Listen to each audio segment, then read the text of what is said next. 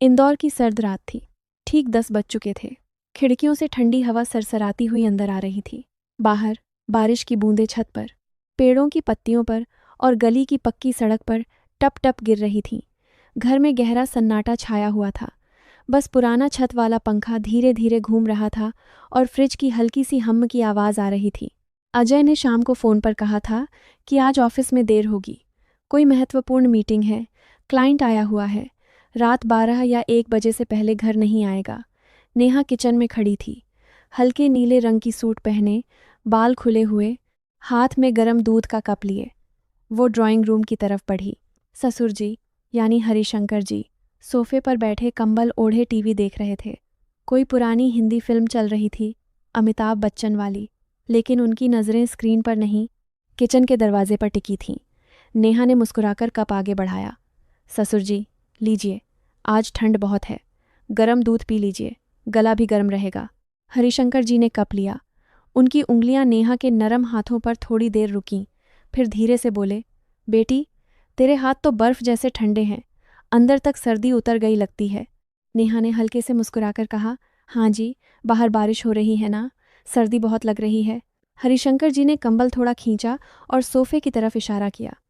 आ जा, यहाँ बैठ जा थोड़ी देर, कंबल के अंदर थोड़ी गर्मी मिलेगी, अकेले बैठे बैठे बोर हो रहा हूँ। नेहा ने थोड़ी झिझक दिखाई, फिर धीरे से सोफे के कोने पर बैठ गई। हरिशंकर जी ने कंबल दोनों के पैरों पर फैला दिया। अब दोनों के पैर कंबल के नीचे एक दूसरे से सटे हुए थे। नेहा के पैर ठंडे थे, ससुर जी के गर्म। कुछ पल खामोशी में बीत गए। टीवी पर अमिताभ अपनी मशहूर आवाज़ में गा रहे थे, चुरा लिया है तुमने जो दिल को। हरिशंकर जी ने धीमी आवाज़ में कहा, यह कंबल कितना छोटा है ना, पूरा ढक भी नहीं पा रहा, थोड़ा एडजस्ट करना पड़ेगा। नेहा ने नज़रें झुकाकर बोला, तो आप ही कर लीजिए ना, मैं क्या करूं? हरिशंकर जी ने हल्की मुस्कान के साथ कहा, अरे मैं तो कर ही लूँगा बेटी। उन्होंने कंबल के नीचे हाथ डाला, पहले नेहा के पैरों पर रखा, बस रखा ही था, फिर धीरे धीरे रगड़ने लगे। नेहा की सांसें थोड़ी तेज़ हो गईं। वो धीमे से बोली, ससुर जी, ये क्या कर रहे हैं आप? हरिशंकर जी मासूम बनकर बोले, अरे बस पैर ठंडे हैं ना, उन्हें थोड़ी गर्मी दे रहा हूँ। बहू हो तुम मेरी, इतना तो फ़र्ज़ बनता है ना। नेहा ने कुछ नहीं कहा, धीरे से अपने पैर और अंदर धकेल दिए। अब ससुर जी की उंगलियां उनके पैरों के बीच की नरम जगह पर धीरे धीरे घूम रही थीं। हरिशंकर जी ने फिर कहा, बेटी, तू कितनी गर्म है, जैसे अंदर कोई जलता चूल्हा हो। मैं तो सोच रहा था कि इस गर्मी को थोड़ा महसूस करके देख लूं। नेहा का चेहरा लाल हो गया। उसने सिर्फ इतना कहा, आप ही ना, कितनी अजीब अजीब बातें करते हो। हरिशंकर जी ने धीरे से जवाब दिया, अजीब बातें दिल से निकलती हैं बेटी, जो दिल चाहता है वो जुबान पर आ ही जाता है। अब कंबल के नीचे हरकतें बढ़ने लगीं। नेहा का हाथ धीरे धीरे ससुर जी की जांघ पर आ गया, बस रख दिया, हिलाया नहीं, पर उंगलियां हल्के हल्के दबा रही थीं। हरिशंकर जी ने आंखें बंद कर लीं और बोले, बस थोड़ी देर ऐसे ही, ये गर्मी महसूस करते रहें, रात अभी बहुत लंबी है। फिल्म में बारिश का सीन आ गया था। हीरो अपनी हीरोइन को भीगने से बचा रहा था। नेहा ने धीमे से कहा, ससुर जी, फिल्म में तो हीरो अपनी हीरोइन को बिगाड़ने से बचाता है, आप मुझे तो और करीब ला रहे हो। हरिशंकर जी ने मुस्कुराकर कहा, अरे बेटी, बारिश में भीगना भी तो मज़ा देता है, और यह बारिश तो अंदर की है, बाहर वाली से कहीं ज़्यादा गर्म और गीली। समय बीतता गया। रात के 11:30 हो चुके थे। अब कंबल के नीचे हाथ पैरों तक नहीं रुके। हरिशंकर जी की उंगलियां धीरे धीरे नेहा की जांघों की तरफ बढ़ रही थीं। नेहा ने विरोध नहीं किया, बस सांसें तेज हो गईं। नेहा ने धीमे से पूछा, ससुर जी, अगर अजय आ गए तो?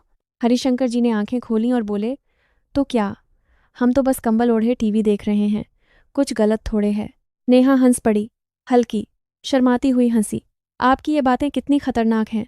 हरिशंकर जी ने कहा, खतरनाक तो तब होगी जब मैं कुछ और करने लगूं, अभी तो बस नज़दीकी बढ़ा रहे हैं। नेहा ने शरारत से कहा, तो आप और क्या क्या करना चाहते हैं? हरिशंकर जी ने एक पल रुककर बोला, जो दिल चाहता है बेटी, पर अभी तो इतना ही काफ़ी है, बाकी दे लम्हे ही रहने दो। रात के 12 बज गए। बाहर बारिश और तेज़ हो गई, बिजली कड़क रही थी। नेहा थोड़ा सहम गई। हरिशंकर जी ने कंबल और कसकर खींचा। अब दोनों लगभग एक दूसरे से लगे हुए थे। हरिशंकर जी ने कान के पास फुसफुसाया, डर मत बेटी, मैं हूं ना। नेहा ने भी फुसफुसाकर कहा, मुझे डर नहीं लग रहा, बस दिल बहुत तेज धड़क रहा है। हरिशंकर जी ने मुस्कुराकर कहा, दिल की धड़कन तो सुनाई दे रही है, यह तो अच्छी बात है। रात के 1 बज गए। तभी बाहर गाड़ी की आवाज़ आई। अजय आ गया। दोनों ने फटाफट कंबल ठीक किया, टीवी की आवाज़ बढ़ा दी।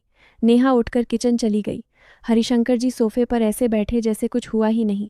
अजय अंदर आया, थका हारा। अरे वाह, दोनों जगह हो? हरिशंकर जी बोले। हाँ बेटा, थोड़ी देर टीवी देख रहे थे, तू आ गया, अच्छा हुआ।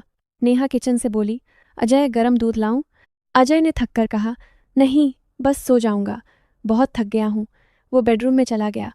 नेहा वापस आई, हरिशंकर जी की तरफ देखा। दोनों की नज़रें मिलीं। दोनों के चेहरे पर वही शरारत भरी मुस्कान थी, वो मुस्कान जो सिर्फ दोनों समझ सकते थे। हरिशंकर जी ने धीमे से कहा, कल रात फिर आएगी ना? नेहा ने शर्माकर हल्का सा सिर हिलाया। फिर दोनों अपने अपने कमरे में चले गए। लेकिन दोनों जानते थे, यह रात खत्म नहीं हुई। यह तो बस शुरुआत थी और बाकी रातें अभी बहुत लंबी